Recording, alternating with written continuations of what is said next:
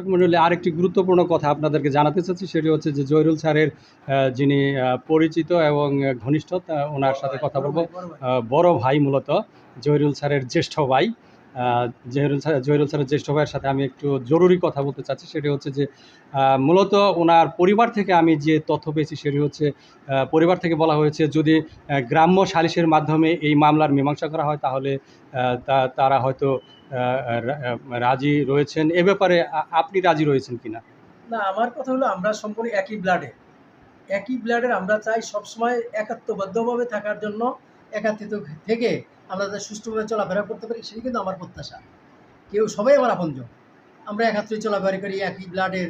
আমরা টোটালি চাই যে আপনি কি ওই মামলার মাধ্যমে নিষ্পত্তি চান না গ্রাম্য সালিসের মাধ্যমে? সালিসের মাধ্যমে যে নিষ্পত্তি চাই, যাতে চিরদিনের জন্য আমরা একতাবদ্ধভাবে থাকতে পারি। মামলার মাধ্যমে নিষ্পত্তি হলে একটু ফাটলের সৃষ্টি হয়, আর গ্রাম্যভাবে যদি একত্রিত হয়ে যায় সেটা কিন্তু সবচেয়ে ভালো হয়। আমরা একাত্র বসে যার যতটুকু অন্যায় সেটা আমরা সুষ্ঠু একটা বিচার করে আমরা সেটা একতাবদ্ধভাবে থাকতে চাই আর কি। আমরা মামলা যেতে চাই না, আমরা চাই যে সুষ্ঠুভাবে সমাধান হোক, গ্রামে বসেই হোক। তাহলে এই গ্রাম্য সালিসের উদ্যোগটা কে নিবে? আপনি নিতে চাচ্ছেন না অন্য কেউ?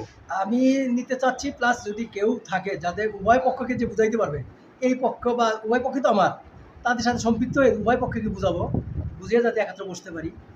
মানে দুইটা পক্ষই তো আমার, যাতে ভালো দুইটা লোক আসুক বা পাঁচটা লোক আসুক, তার সাথে বুঝাইয়া যাতে আমরা সুষ্ঠু সমাধানের জন্য আমরা অতীতে যেভাবে একতাবদ্ধ ছিলাম এখনো ভাবে একতাবদ্ধ থাকতে পারি, সেই প্রত্যাশা আমার আর কি।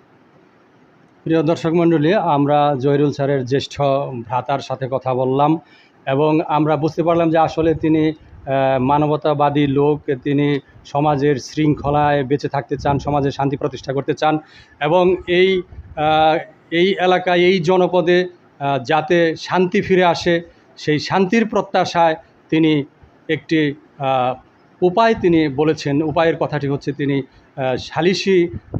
সালিসি প্রক্রিয়ায় এই ঘটনার নিষ্পত্তিও তিনি করতে আগ্রহী এবং এই ব্যাপারে যদি গ্রামের মাতাব্বর উদ্যোগ গ্রহণ করে, তিনি স্বাগত জানাবেন এই উদ্যোগকে, এটি তিনি প্রত্যাশা করেছেন। এ ব্যাপারে আপনাদেরকে এই তথ্য জানিয়ে আমি এখানে বিদায় জানাচ্ছি। ধন্যবাদ সবাইকে। ভালো কথা, সেটাই তো